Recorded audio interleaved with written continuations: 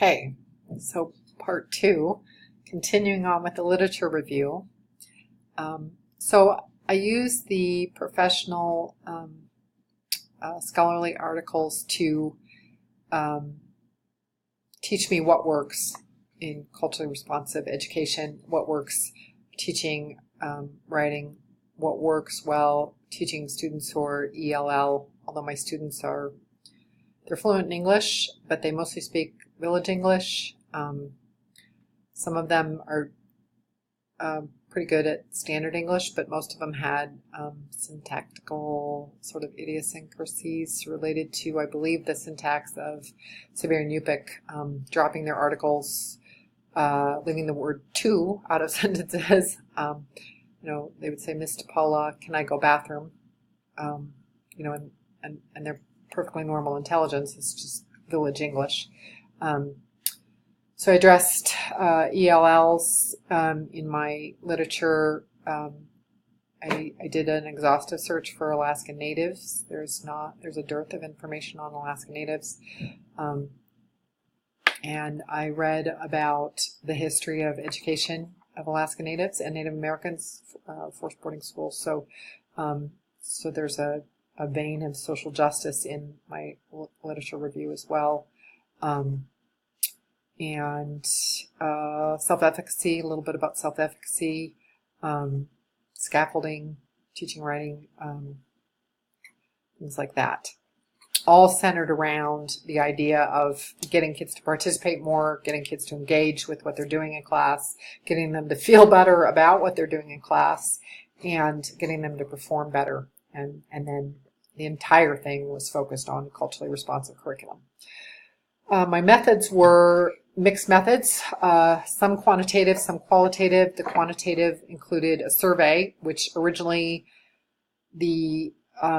based on my class in 660 EDRS, my research question at that point over a year ago was how to improve their self-efficacy while writing. And the surveys, I didn't realize it at the time, but students can't accurately rate themselves. So my survey had 6 questions. It was all related to persuasive essays. Do you know what a persuasive essay is? Do you know what a attention getter is? Could you write a thesis for a persuasive essay? Do you know what the 3 parts, which is introduction, body, conclusion, and they had a choice of rating themselves from 1 to 5, 1 being, I don't know what you're talking about, to 5, I know this so well I could teach someone else, and with varying degrees in between. The kids rated themselves all over the board. And sometimes I think they just circled numbers to get done with the survey, even though I did go over it with them, at length, and I gave it to them in the fall, in the winter, in the spring. Originally, I was just going to give it to the 9th graders. That was the only actual composition class I had. And I decided to give it to all the kids to see if, when I noticed the oddness with the answers, if it was just the freshmen who couldn't rate themselves. And I'd only had them at that point for, a few weeks. And maybe they just didn't have the context to answer well. And no, it was all the kids. It was all over the board for rating themselves. I had a freshman, Kyla, who was arguably one of the best writers in my class of 21 freshmen. Really, really bright young lady. Her 5-paragraph essay would be 2 pages easily filled out, fleshed out, ideas, great proof. She's just really great writer. And she rated herself 3s and 4s, which is like, I'm not sure. I think maybe I know what this is, but and I paired her up with other students to have her help them all the time. I would have given her 5s across the board. She was a great writer. And then a young man sitting at the table right behind her who showed up to class 2 times a week. Occasionally he'd come all week, but usually it was, a couple times a week. He would just disappear. Definitely into hunting. But I think he didn't like school very much either. And he rated himself at 3, 4s, and 5s. And he was functioning at about a 3rd grade writing level. Didn't punctuate at all. There were no periods, nothing. Didn't capitalize anything. Didn't know to capitalize things. Could not write a complete sentence most of the time. Just kind of stringed out ideas and really pretty primitive writing. And, and said he knew how to do all that stuff. So at that point, I realized my surveys weren't really going to do what I wanted them to do for my research study. So the quantitative part kind of got shoved to the side, and I started focusing more on qualitative. I reworded my research question to how do students respond to culturally responsive writing prompts, as opposed to doing a project on their self-efficacy. So the observations, and I probably need to go faster, but the observations of my class were my method. It's an action research project. And what I did was I started playing with the whole idea of culturally responsive. I actually started that 2 years ago when I took Dr. Jester's class, and really started watching how the kids were responding to the prompts. Did they engage? Were they interested?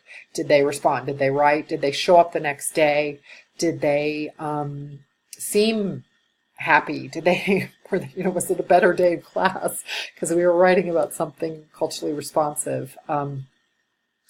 And then watched how the kids acted, and then I would adjust. Sometimes I would give them one culturally responsive prompt, like should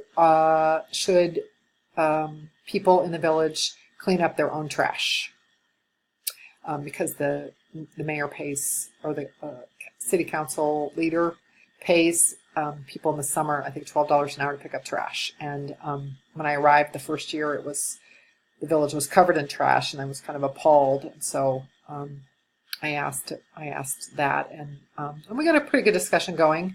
But then I started to offer more than one choice, which helped. They weren't gender specific, but if I might have asked one about hunting, like should students be allowed to leave at noon to go hunting?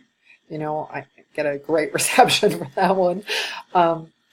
And then I also tried letting the kids generate their own questions, which I did that in the spring this year with the ninth graders, and we generated over 15 questions. I think I put the criteria, I don't want anybody doing the same question, and then I relented on that because I had students who had been absent kind of show up and not know what was going on. So I let them share a writing thesis with somebody else. And, the kids had all sorts of interesting thesis they came up with, like there should be a road between Sabunga and Gamble. And the store should be open 24/7. And so I played with that, and I watched to see how they did. I looked at the writing, I looked at what they were doing, how well it was turning out. And then I added other things into the mix. So we, even though I was focusing on persuasive essays, I also did culturally responsive short story writing.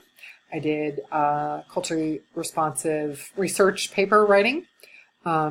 We did culturally responsive biographies, autobiographies, interviews, etc. Sometimes I mixed it in with the curriculum from Springboard, and then really just paid attention to what was going on. And all that comes from that data-driven class I took, EDRS 661, I believe it is.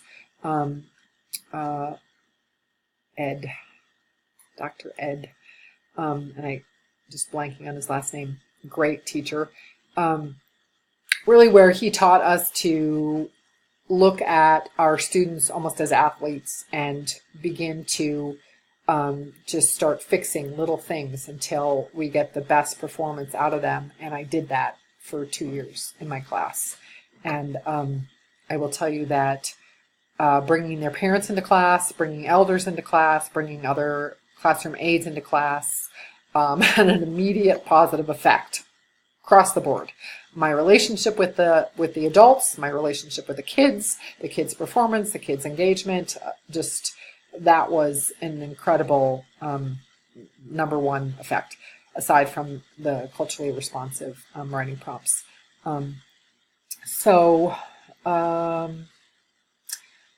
this type? The quantitative didn't work, and it was really a trial and error, sort of like, how do I become a better teacher? How do I get the kids to perform better, engage, participate, and feel better about their writing? And we did. And I'll tell you that every time that I did the curriculum, it dropped. My 10th graders worked on Romeo and Juliet fourth quarter this spring, and at most half of those kids, I think I had 19 sophomores, half of them wrote the final essay. It was only a 5-paragraph essay answering the question, why are Romeo and Juliet star-crossed lovers? And we had covered that material ad nauseum, and it was an open note test. Allowed them more than one day if they needed it, and only half the kids even would write the paper. I mean, I had a couple kids show up and just lay their head down and refuse to write. That didn't happen with culturally responsive stuff. The kids would write.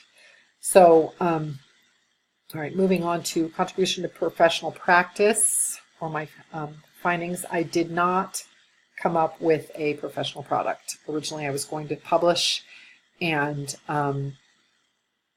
I think I decided that I was biting off more than I could chew, that it was going to be a little bit too much work for me to get the IRB done through the university, and it wasn't very clear on the website how to do that at that point. I think you've done some more work on that since, and I also didn't feel that confident in my writing ability to write a professional product that could be published.